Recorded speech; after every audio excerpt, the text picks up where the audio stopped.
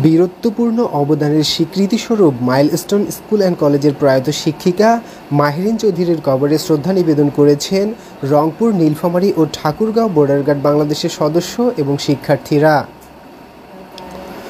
শনিবার বিজিবির একটি প্রতিনিধি দল এবং বর্ডার গার্ড উচ্চ বিদ্যালয়ের শিক্ষার্থীরা নীলফামারীর জলঢাকায় মাহেরিন চৌধুরীর সমাধিতে পুষ্পস্তবক অর্পণ করেন। এ সময় মাহেরিন চৌধুরীর আত্মত্যাগের প্রতি শ্রদ্ধা জানিয়ে তার আত্মার মাগফিরাত কামনায় 1 মিনিট নীরবতা পালন এবং দোয়া মাহফিলে অংশ নেন তারা।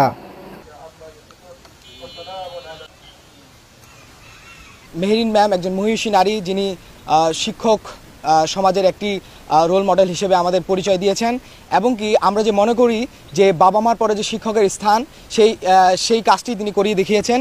80% শরীরের দগ্ধ হয়ে যাওয়ার পরও তিনি আপ্রাণ চেষ্টা করেছেন শিশুদের প্রাণ বাঁচানোর জন্য।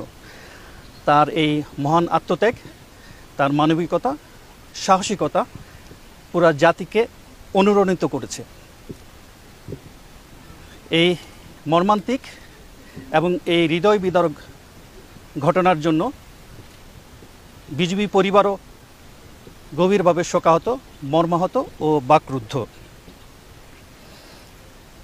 বিবেকের ডাকে সাড়া দিয়ে বিজিবি পরিচালিত বিভিন্ন স্কুল কলেজের শিক্ষার্থীদেরকে নিয়ে, স্কুল কলেজের শিক্ষক শিক্ষিকাবৃন্দকে নিয়ে এবং আমরা বিজিবি সদস্যরা আজ এখানে উপস্থিত হয়েছি এই মহান মহিষী শিক্ষিকার সমাধিতে শ্রদ্ধা নিবেদন করার জন্য।